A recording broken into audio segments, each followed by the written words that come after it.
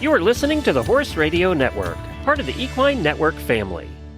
Hi, I'm Jennifer Wood. And I'm Jennifer Connor. From Equestrian Businesswomen, and you're listening to Equestrian B2B, the podcast that brings together industry leaders, entrepreneurs, and equestrians for conversations about how they build and sustain a successful business. Well, it was another successful and entertaining year, speaking with a wide variety of guests on Equestrian B2B. We're going to take a look back with us as we revisit our top 10 moments. Our first clip comes from episode 38 with trademark lawyer Jessica Eves Matthews. We learned so much from her, and this was one of the best tips that she gave us and our listeners. With trademark, we're trying to create a brand generally, and this is what I help people do, that is not going to be confused with any other brands. That's kind of the main consideration. What you don't want is you don't want your brand to be weak so that other people confuse your brand with another, and they might accidentally buy from someone else thinking they're buying from you. So the key is building something that is unique as possible. So that's why, like Starbucks, totally strong brand name.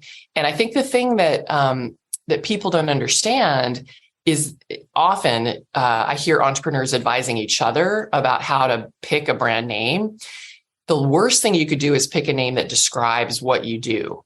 If it describes what you do, it's likely not going to be something you can trademark, because other businesses are going to end up using that phrase probably just in the course of their copy on their website or their marketing materials. They're not meaning to infringe upon your mark.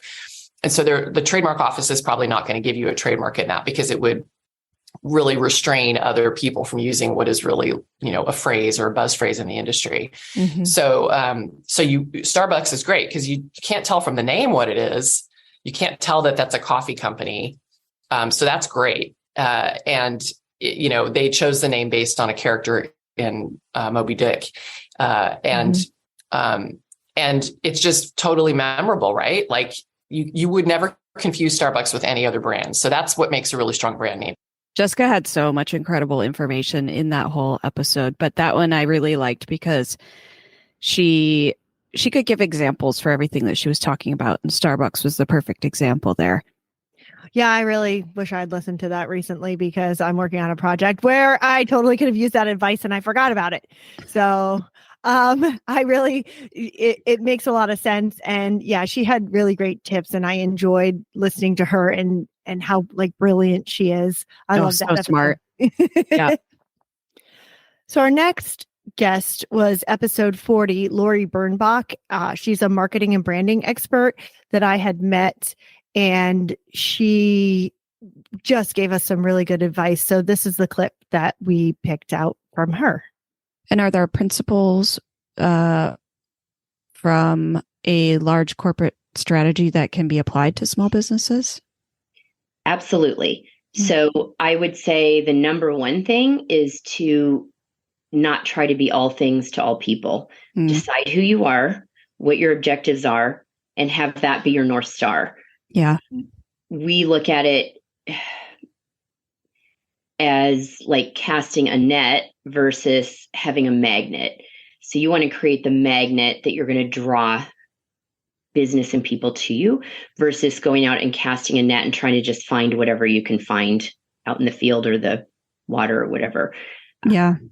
I think that is very applicable. And again, from a corporate perspective, you're obviously going to have, or from a large corporation, you're going to have different brands. They're going to have the different magnets. But in a smaller business, for example, a stable, you could have a training barn that you have the A circuit show people versus your beginner lesson program. You're obviously going to have a slightly different marketing strategy to those two different groups. Mm-hmm. Again, you need to pick who you are, be confident in it, and create a magnet that will draw those people to you. You're always going to get a broader group than what your core target is, but that's okay when you're attracting that to you. That's not necessarily okay if you're going out and trying to grasp at every single piece of business that you can get. Mm-hmm. That will fragment your resources, I think, and your focus too much.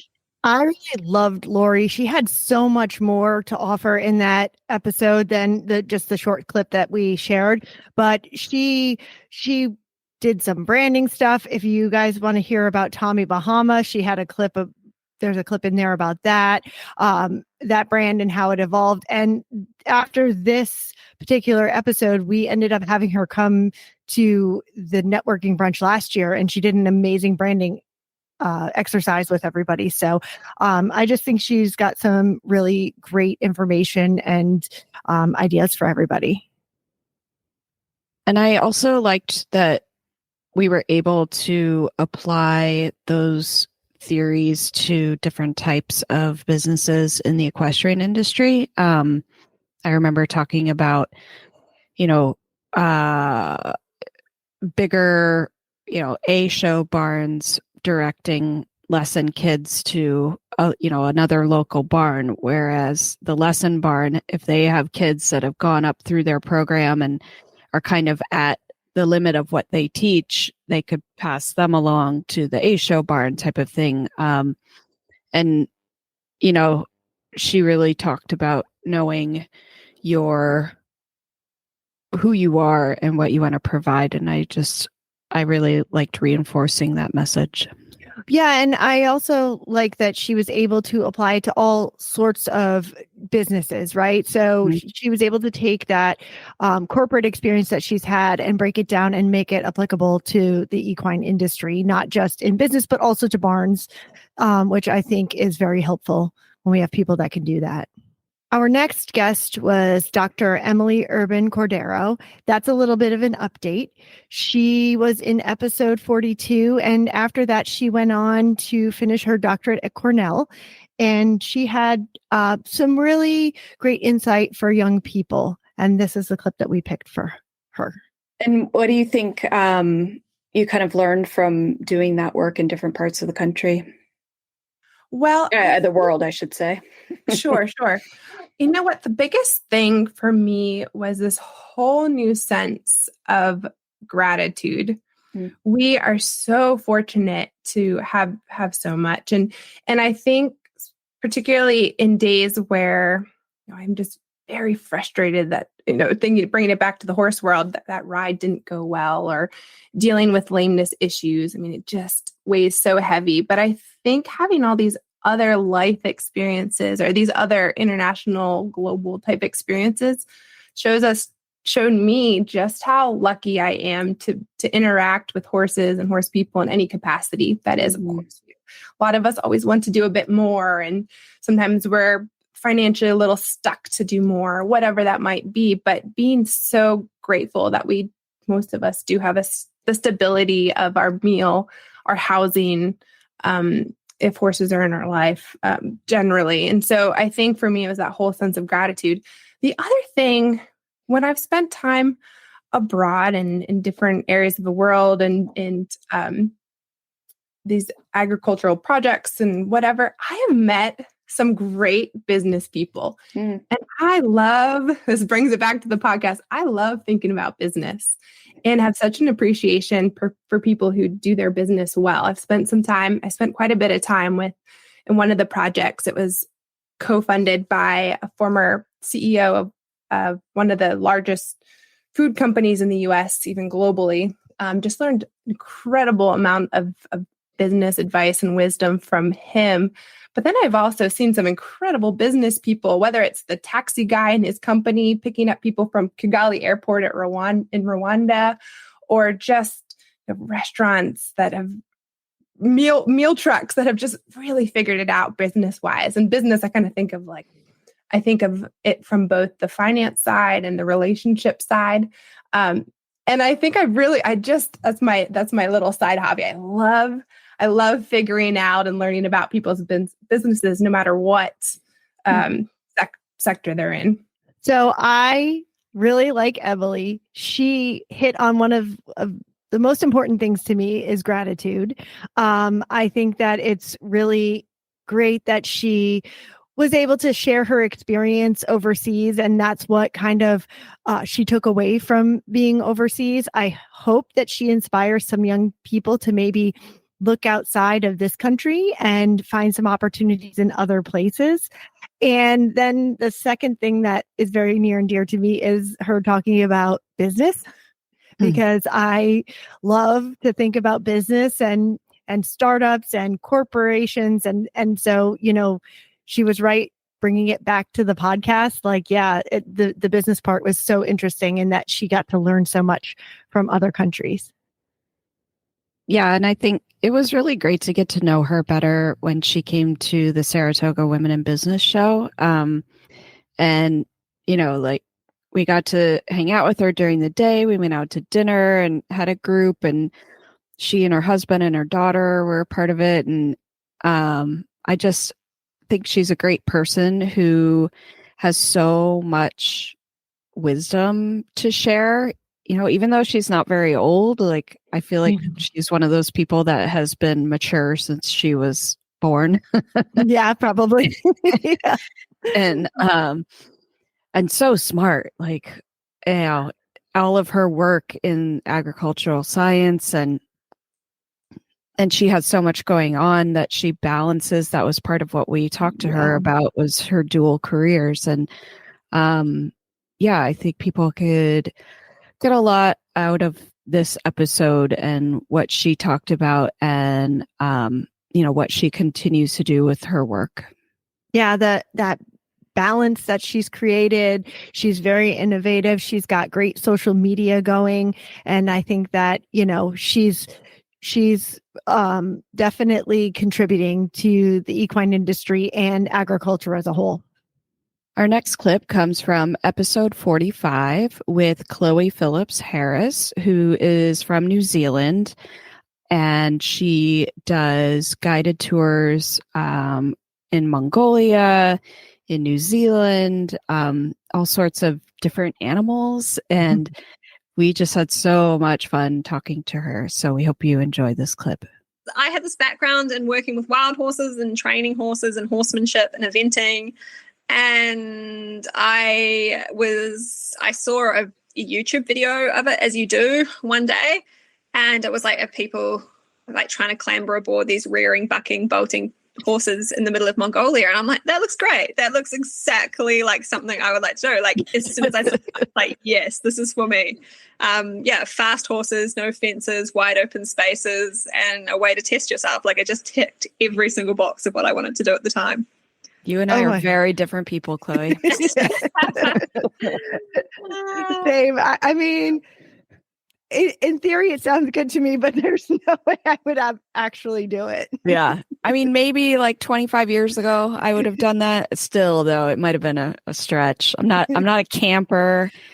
I'm not a horse who likes, or a rider who likes to be on bucking horses. So yeah, it's incredible. So with the Derby, do they are they broke horses or they're unbroke horses? They are broken in, but they're I think like there's so many myths and legends and things surrounding the Mongol Derby these days. But no, they are broken in horses, but they're broken in for Mongolian riders, and that they are all pre-selected about 6 weeks, 8 or 2 months before the race, and in theory put into a training program for the Mongol Derby. But I mean, there's still horsemanship involved, and they've not seen people turn up in this brightly colored different gear. The saddles are different, the packs are different. Some people are not used to, the Mongolians, they step up, they get in the saddle and they go. A lot of the, riders from our world kind of flap around next to the horse, slowly climb aboard. And yeah, the Mongol horses, like that's not how they do things. So it always leads to lots of wild moments. I just admire people like Chloe so much. I can't stop laughing after listening to the clip.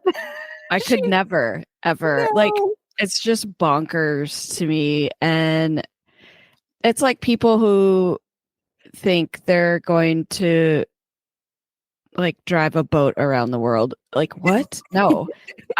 Or like get on a cruise ship for 9 months. Or like swim from Cuba to Florida. I don't know. Yeah. It's just not part of who I am. But I love hearing from people that are like that. Right. And she had so many cool stories. And, it's one thing to like go and ride in the Mongol Derby. It's quite another to do it and then be like, you know what? I'm going to start a business and I'm going to make this experience special for people. And everything that she does for those trips, like, okay, there's the Mongolian horses one. There's like a camel ride in the there are yaks, right? Wasn't it yaks? Riding yaks like in the winter of Mongolia. No. And she's got such a cool business together that perfectly blends her passions and a career. And, other than that, like she's still retraining wild horses in New Zealand. She's still a high level eventing rider. Yeah. She was like putting together a race with mini horses, like as like guide animals on this race. I don't know. It was one of the most fun episodes we've ever had. And I just loved talking to her. And I really urge people to go back and listen to it because there's so many like great things in that episode. Yeah. And you know what? This is like a perfect example of just putting yourself out there and networking, because I was at a big trade show and she was there in a booth across from my husband's company. And I was like reading her signs and I was like, oh, she might be an interesting person for us to like connect with. And I just walked up and introduced myself and told her what we did and asked her if she wanted to be on. And it took us a while to get with her because she's so far away in the time difference. But man, that was super fun. I really enjoyed it. And I encourage people to just put yourself out there because you never know where it's going to lead. And I'm hoping that someday you and I get to go over there and run with these mini horses. I know. It's been my dream for a long time to go to New Zealand. So we'll make that happen sometime. For sure. Our next clip comes from episode 48 with Carrie Sarabella of Snacks Fifth Avenue. It's a company that makes dog and horse treats. And we had a lot of fun talking to Carrie. She's like a true blue New Yorker that now lives in Florida. And we just loved the way she looked at running a business, being a leader, and how she grew her business. So I hope you enjoy this clip. When did you kind of like, how far into owning from starting the company were you like, ooh, we need to expand? Like, did you move facilities or was it a matter of hiring people? No, I actually worked out of my apartment for a long time. I mean, I'm talking like a long time. The breakers would go out in my apartment. I would have to keep it secret from my landlord, and I would, bring on like dinner. I'm like, oh, my parents are here. Like, we're cooking. My parents live in New York, like, and I'm in Florida, but he doesn't know. So I just kept blowing the breaker, and it was like oven after oven. My oven, I didn't even report it to him. I wound up breaking my oven.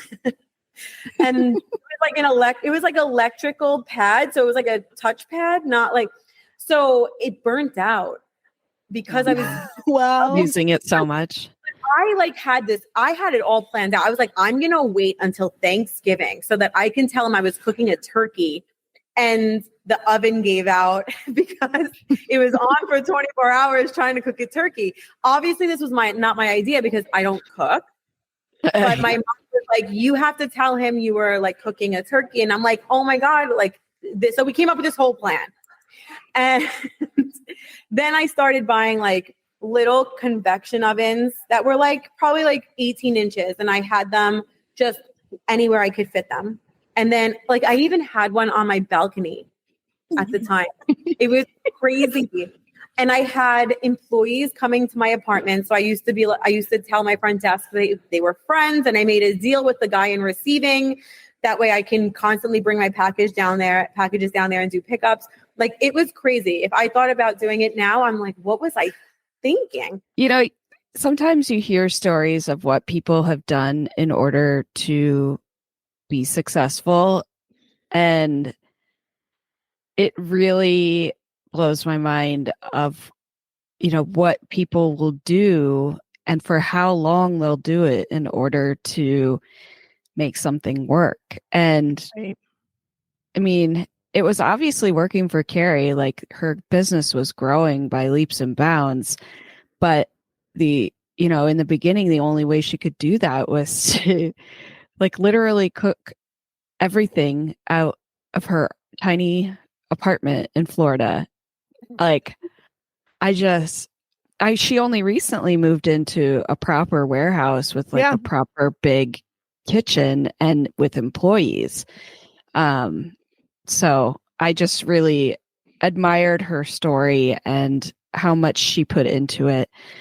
She came from a medical background and veterinary medicine background, and to, have a 7-figure business in making cookies is really admirable. And the way she's marketed herself, and the obvious joy and care she puts into it, was really cool to talk to her about. I loved her stories. And also, can I just mention, I sound a lot less New York when we're talking to her, which I appreciate. Yeah. Because everybody thinks I have a New York accent until I'm like near Carrie. Yeah. So that was good. But yeah, she had us laughing the whole episode. There were so many funny parts. She's a great storyteller. And I also appreciate how she started and, just pursued. I mean, there were other challenges that she faced and she pushed through, and she was determined, and she saw what she wanted in front of her and she just kept going for it. So I love stories like that and people like that. They're such an inspiration. The next clip that we have comes from Annie Finch of Catherine Girl Cosmetics in episode 50. I think Annie has a great story about how she got started, and she was in one direction and pivoted into doing something different that she's super passionate about. And I enjoy how passionate she is. And this clip is a little bit about how she got started. I went, and I always loved makeup since I was a kid. Like, I had every color eyeshadow that was made at our local pharmacy. And, I was obsessed with all the color and lipstick and everything. And so I went in and said, oh, I should sell makeup. And they were like, do you have experience? And I said, well, no. And they go, oh, well, then you can't have that job. And I said, well, you haven't even interviewed me. So if you want to interview me and tell me I'm not good at this, that's fine. But you at least need to interview me. And she was like, oh my gosh, you're annoying. Of course. Okay, I'll interview you. Then I'll tell you can't have the job. But it's kind of an interesting story because she said, we have this program where you can be a floater where we need help. So every day you come in, you're going to look in this red book and you're going to see, what department you work in. So every day I came in that I was supposed to work, and I looked in the red book and my name wasn't in it. And so I said, okay, well, I'm going to write my name in it, and I'm going to write cosmetics. And then I went down to cosmetics and I was like, I'm here to work today. And so the ladies were so nice. They're like, we just got an order in. Why don't you unpack stock? So I unpacked boxes, and then I finally got to sell makeup. And they were like, why don't you just work in the makeup department? I was like, I'm trying to. Right. Then when I graduated, I was like, Mom, this makeup world is so fun. I think I'll just sell makeup. And she was like, whatever makes you happy is the most important thing. So good. Yeah. I really got to experience putting makeup on people and seeing how it changes their life, just how they feel about themselves. And it was every day I had stories about customers and people, and it was really, really amazing. So I was like, this is a good path for me. I love how Annie advocated for herself. That was like a huge lesson I took away from it. I'm such a rule follower that I probably would never do something like that. Same. It always impresses me, the people who do that, who just, she just did it, wrote her name in a book, whatever it took to do what she wanted to do. And I feel like even making somebody sit down and listen to you is so hard for everybody to do. And she just did it so easily, and I really appreciated that about her. And you know what it reminded me of? So I listened to a podcast with Sarah Blakely, who started Spanx. Mm-hmm. And when she first started, she couldn't get her product into department stores. So she made up like a counter display of her product, and she just like went into department stores and was like, "Oh, hi, I'm here to put this up," and no one questioned her, so she just put them up there. Yeah. And like that was how she was able to, and people, would be really interested and like it and bring it to buy, and that was how she got interest in her products. And the courage it takes to do something like that is huge. And I felt like Annie was the same way. And what I really also loved about her career path is, she went from, doing makeup and like stocking rooms all the way to vice president at Estee Lauder. But she said that everywhere she went along the way, she learned different aspects of the company. Yeah. And I loved that advice because, you want to be good at what you do, but if you're really going to be an asset and you want people to look at you to, step up and take a leadership role, or, you might find that you love different aspects of the business you're in rather than the job you have within that business. And she was able to really take that, and she did different roles and moved around the country for it, and then ended up in New York City and, was able to launch like huge beauty brands because she had so much experience in different parts of the corporation. Yeah. And I think when you have that kind of experience, it gives you more of like a 30,000-foot view of a business instead of being right on top of it. Like if you only know what's going on in your department, I think a lot of times that kind of puts you at a disadvantage to look at the whole business and maybe make decisions that you wouldn't make because you don't know what's going on. I think that a lot of times in these big corporations, I see it where the marketing departments are not necessarily in tune with what the salespeople are doing or what's going on out in the field. They know what their job is, but they don't know, for example, the horse industry. They just know marketing. So they don't know what the culture is and how to do it. So I do think that if you could slide around in different positions, that makes you a much stronger person to contribute to a company. The Equestrian Businesswomen Networking Brunch is back in Wellington for 2024 on January 21st. Bigger and better than ever, attendees can expect a keynote speaker, a panel discussion with experts in the industry, and more ways to learn about yourself, your business, and how other equestrian businesswomen can become your support group. The EQB2B Networking Brunch offers a unique opportunity for equestrian businesswomen from any type of business to meet, mingle, talk, and listen with incredible brunch food, champagne, and an ice cream bar. Mark your calendar and join us on January 21st, 2024. Buy your ticket today at eqbusinesswomen.com. In episode 53 with Dr. Charlotte Lacroix, we talked about negotiating and negotiating styles, and she gave us so much information about, how negotiations happen, the different styles there are, and how you can find out more about yourself and who you're dealing with to make a positive outcome. And I can't overemphasize how much this is all about psychology and communication style. And the key to negotiation is recognizing your negotiation style, recognizing what negotiation style is best suited for the particular set of circumstances, and recognizing the negotiation style with whom you're negotiating. And when we deal with distributive negotiation, that tends to be a more competitive negotiation because the relationship isn't important. So you're really competing over a commodity. So, you're negotiating the purchase of a television, or you're negotiating the purchase of a cell phone contract or a credit card, or, to the extent that you can negotiate. And it's also tied in with supply and demand.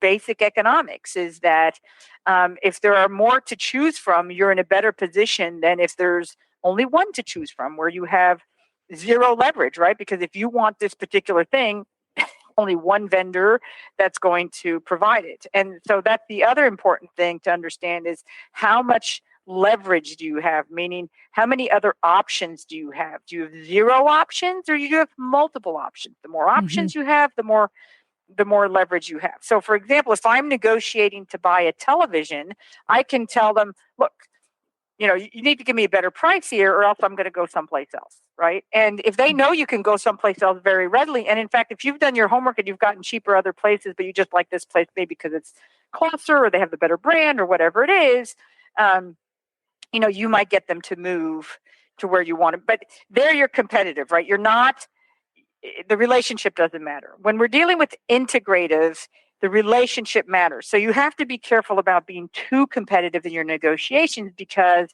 you don't want to leave a bad taste in their mouth. Because if you need them in the future and the circumstances may be different, like you need them more than they need you, then they won't be as nice to you either. And so it will matter. So that's the really hard part, is when you negotiate, if it's integrative, be cognizant of, okay, after we negotiate this thing, what's going to be important in the future? So this deals with employment relationships, right? It deals with landlord-tenant relationships. So if you really want to push your landlord hard, and let's say your landlord's been looking for 6 months for somebody to fill the apartment, and they haven't, and you know that, and you really grill them down. You get the cheapest rate, and you can see that you've pushed them. And this is where you have to pay attention how people react, which is why negotiation in person is the best way to negotiate, because you see how you see body language, you see how they respond. The next best thing is via the telephone, because people will respond. The worst way to negotiate is via emails, because it's a linear communication, and you don't have the human connection. Now, if you have all the leverage, then you can negotiate email, right? Because you say, here's the deal, take it or leave it. I don't care. Don't need to get to know you. This is it, right? But when you are dealing with distributive negotiation, the relationship does matter. And you should also look does the relationship matter to the other person? Because maybe it's distributive to you, but not so distributive to them. Right. So profiling the negotiation, figuring out what's involved, the pieces, the players, the type, is preparing, basically. That is really, really important, which we're reluctant to do because we're in such a hurry to get it over with, because it's so uncomfortable. Yeah, that's so true. I think Charlotte really put it out there that you have to face what is uncomfortable, especially in negotiation. I think most people don't like negotiating, especially when it's integrative and it deals with a relationship with someone, like an employer or an employee relationship. And her emphasis on the psychology of it, and looking at who holds the leverage, knowing what you want to get out of it, knowing what is your breaking point where you say, no, I'm done. All of that she talked about in that episode was so important. And I just felt like it was one of the most valuable episodes that we did. I agree. It was so important. And I mean, even talking about negotiating makes me uncomfortable. So I'm glad we went through it with her, and she gave us so many good tips. And she also is another very brilliant person who was a veterinarian first, and then she became a lawyer, and she's an advocate for people in the equine industry. And it always fascinates me. I enjoy being around really smart people because I feel like they bring me up to the next level. Yeah, totally. I'm always like, oh man, am I leveling up finally? But I really enjoyed that episode. I've had to listen to it a couple of times because it's so deep. There's so much to get out of it, that I've really enjoyed re-listening to it several times because it's pushed me to be better. Right. And that's only in an hour episode. Right. I can't imagine what it would be like to, I think, she does seminars and speaking engagements and things like that, workshops, that sort of thing. I think it would be really valuable to work with someone like her or with her directly to be able to improve that part of who you are. And because, there's so many negotiations that we go through day to day. It's not always like big, salary negotiations or something like that.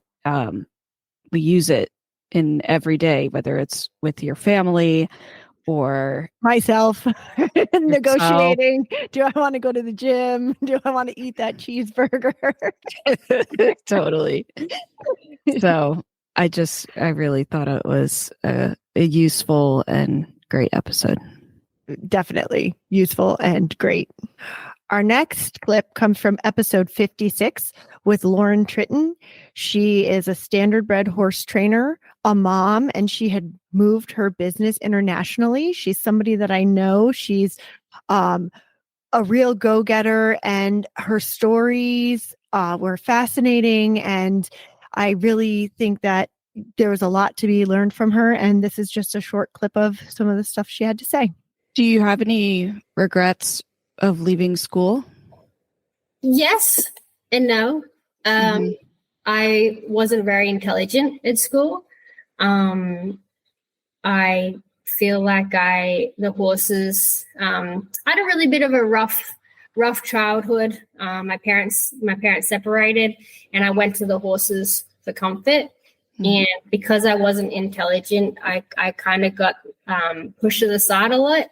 And I feel like the horses were my happy place, and that's where I wanted to be. So school was just zoned out for me. I didn't want to be there. I wanted to be at the barn, but I do not suggest leaving school because I was just lucky that I was good at something, because if I wasn't, it would be a lot different.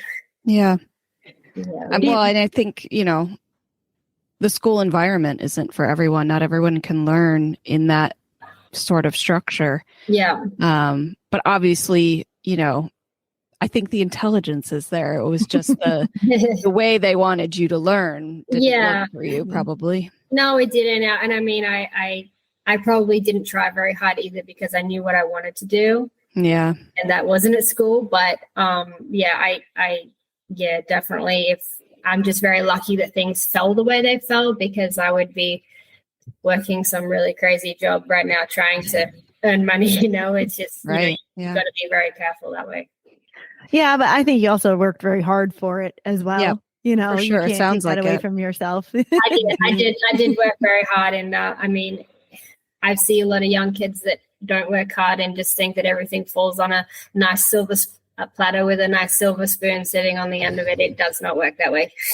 Yeah, especially with horses. I mean, I think you get out what you put into it with them. Yeah. And, everybody else has to work so hard. It's a 24/7 job, really, if you're taking care of them and competing. And it's just so, it's based on, the hours that you can put into it, really. I raced yesterday at Tioga, and I left home on Friday morning at 10 o'clock, and I got home at 11 p.m. last night. So it's definitely a full time. There's no, it's a life. No, it's a lifestyle. Like you live and breathe it. It's a life. It's your lifestyle. Yeah. Mm-hmm. I giggle to myself when we have staff come and they're like, "What are the hours?" Like, wow. Lauren opened up to us so much during the entire episode that she was really one of our most candid guests, I think, of the year, where she really dove into who she was and where she came from. And I just really appreciated that she was so authentic and real for us, and wasn't staged. And I think she works extremely hard, and she moved all the way across the world basically to come to the US with her family. And she just had some really good insight into all of that. And it was just really cool to see where she came from. She, like you said, she was really honest about what she went through and how she was able to become so successful in Australia. And then for her and her husband to be like, you know what, we've kind of reached we've done what we want to do here, and we need to look at something else, and not staying complacent and she took a huge leap. Like, they didn't know what would happen when they got to the US. They didn't bring any employees. They went from some like huge number of horses in Australia. What was it, over 100? Yeah, over 100, yeah. And they only brought 10 horses with them. Mm-hmm. They moved from a warm, sunny, year-round climate in Australia to New York, where, we talked about the water buckets freezing. They had to, adjust to that. They had to adjust to all the different rules, not only of their sport in the US, but of life in the US and how different it is moving to another country. I don't know. It was really amazing to see. And then from that, they grew, they got more clients, they have more horses now. She's still driving. She became the first woman to win the Battle of Lake Erie. Like, it was really, it meant a lot to hear her story and to see that she was able to have that success. Yeah, and she's actually doing something really cool now. They bought a gray filly at one of the sales, and they're selling off shares. And I don't know if they have any shares left, but I feel like if this is something that's successful, that if there's anybody out there who wants to own a little piece of a racehorse, I think they were selling like 20 different shares in the horse. It's a cheap way to get in to, be invested in it and try it out and be part of it. They do a lot of syndicates in the thoroughbred racing. And I think that this is like a new kind of avenue to get some more owners in the barn. And so it's all women that are in the syndicate. Oh, cool. Yeah. So I thought it was really, really cool. And, so listen to her episode and then look her up if anybody's interested.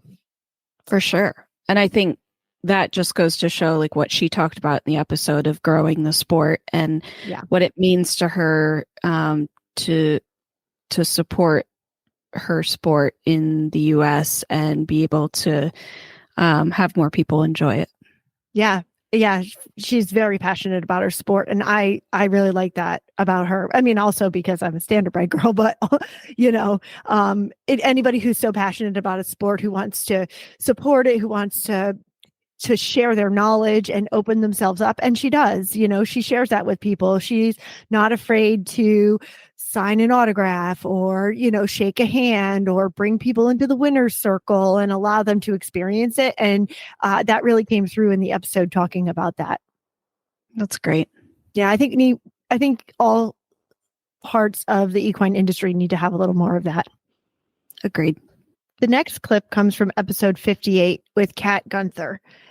Kat is a very young entrepreneur. She works at a startup, really, really smart young woman who reached out to me on LinkedIn to ask me about Equestrian Businesswomen. Love that about her. Love that she was putting herself out there and asking great questions. And I was so impressed with her. I said, we need to have her on the podcast and kind of dig a little deeper into somebody who's so young and what makes her tick and, where she's headed in life. So this is a nice little clip from Kat. I just had a big presence on Facebook. I still do, which was always funny because in high school, people would be like, why is Kat on Facebook? That's an old person app. And I was like, I'm making money. Don't judge me. I was actually thinking that at one point. I know, I did too. She's so young. You were like, she has this huge audience on Facebook. And I'm like, how old is she? Yeah. You're like 22. Yeah. Wow, okay. That's where the buyers are. I mean, I have an Instagram as well with a few thousand followers, but teenagers don't usually have the money to drop $600 on a show shirt. So it's that a little bit older audience that is like, I'm going to get this shirt for my daughter. So that's why Facebook is a better spot for that range. Yeah, totally makes sense. I think oftentimes we think of people who can contribute to the podcast as people who are much older and have built a business or have, some experience in the corporate world. And I learned a lot from Kat. Yeah. I think that being young and seeing that perspective and being open to it really helped me like think, wow, there are so many other ways to get what you want or, go about doing it. And so I really love that about her. I love how she has developed a product, and her dad did it over COVID, and it's called the Rap Star, and it's patented. And so that's super impressive. Her following on Facebook with hundreds of thousands of followers for her other business Beyond the Bit. I mean, it was so innovative the way she created that was so impressive to me. And I was like, this girl, she's going places. Right. And I love her obvious entrepreneurial spirit. And,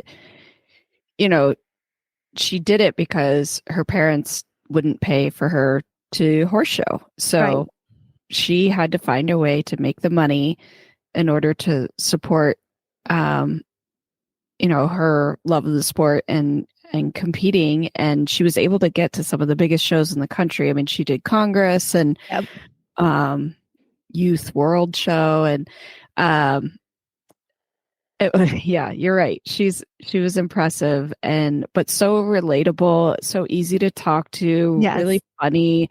The other clip that I was going to choose was the one where we talked about like she does everything out of a room in her parents' house. Right. Yeah. Yeah. And she puts together the Rap Star and sends it out. Like she collects it. Like she has dedication. And you don't see that a lot in younger people these days, of that dedication and just pushing through and just doing it, like rolling up her sleeves and getting dirty and is like, I know I'm going to make this work. And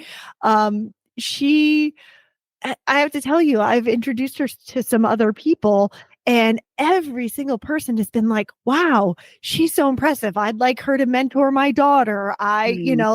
She's going places. Everybody is so impressed by her because she's relatable. She's funny. She's young, and she's just like going to go get the world. And I think that's great.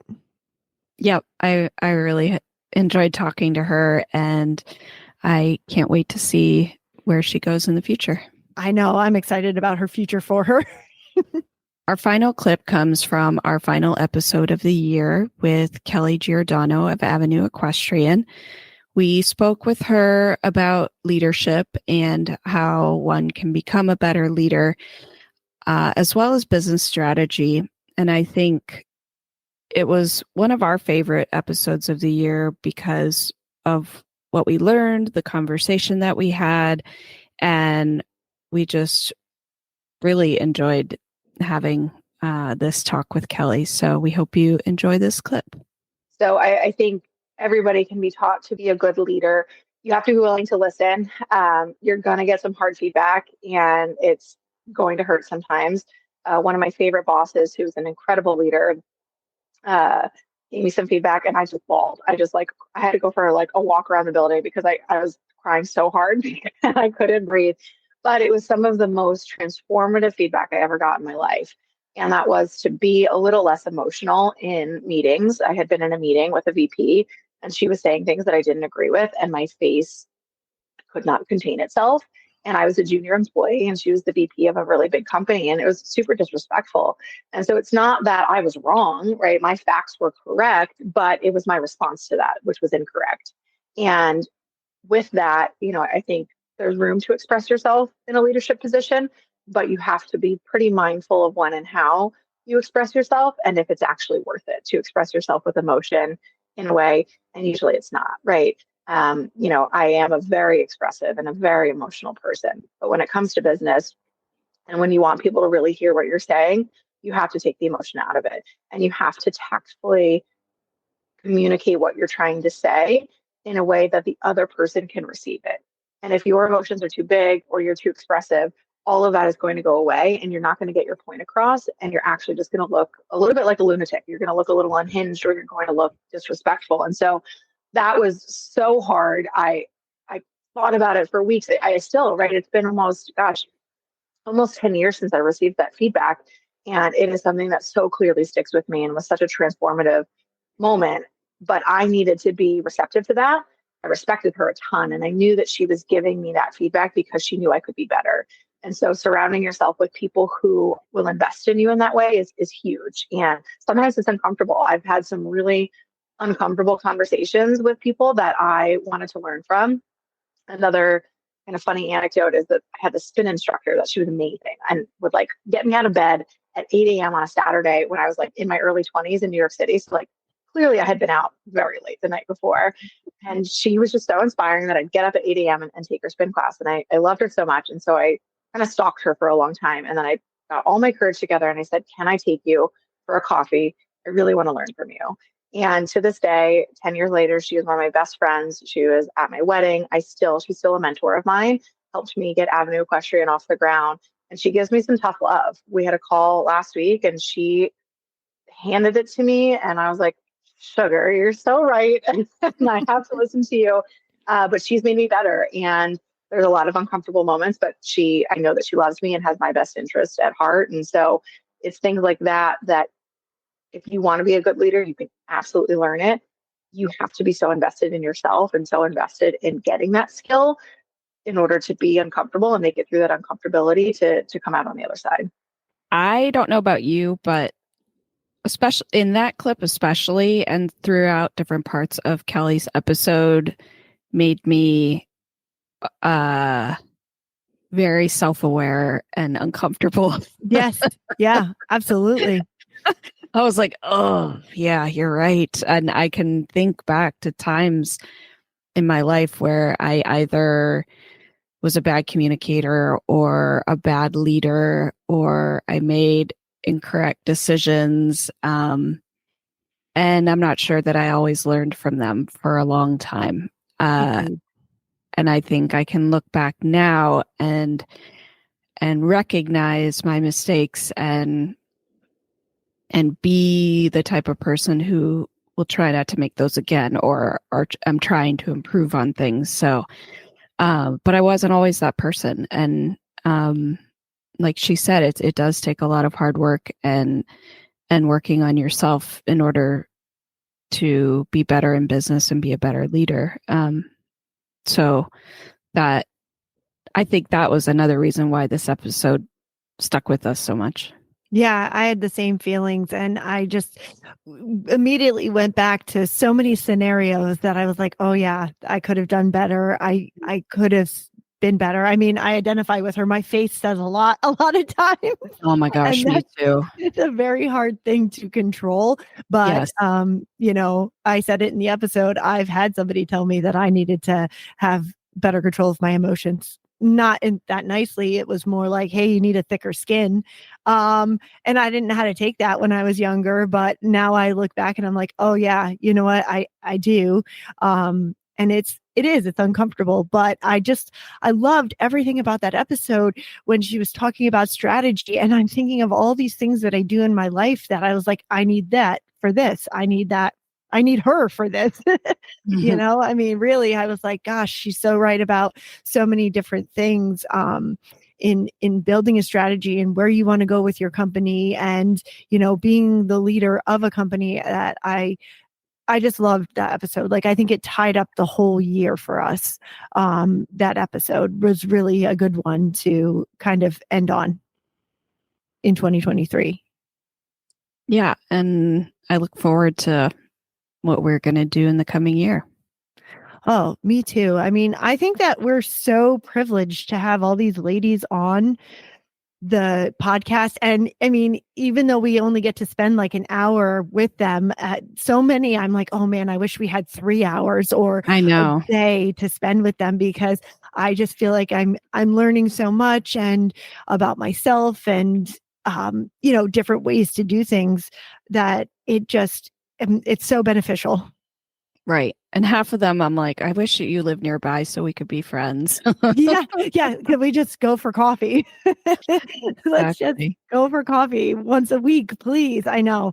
I mean, that's the great part of doing the podcast. It's also kind of the hard part of doing it, is that we can't be closer to a lot of these people who we really connect with. Right. And I think, just looking back at 2023 as a whole, I'm proud of what we have accomplished. I think I said this last year probably too, but this started kind of on a whim, and for us to be 60 episodes in and to, have to keep it going and to be able to fit this into our lives and make it an important part of what we do means a lot. And so, we do get feedback from people that they love listening or it's helped them. And that means even more, it would be one thing if we were just doing it for the two of us.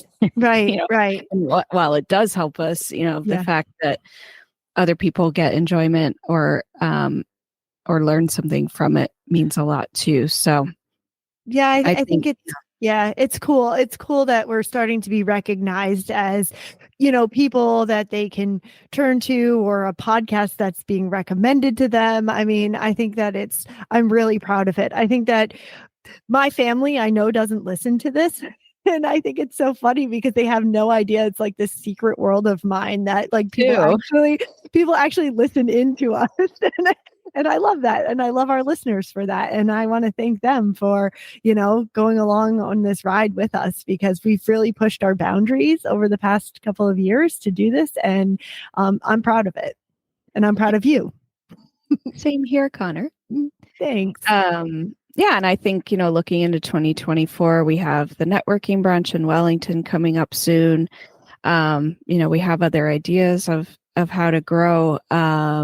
But I would really, I think, set a goal for us in 2024 to continue finding diverse voices, whether that's diversity in the sport that they do, diversity in the traditional sense, finding lots of different people who can share their stories and their experiences and, just make it even better.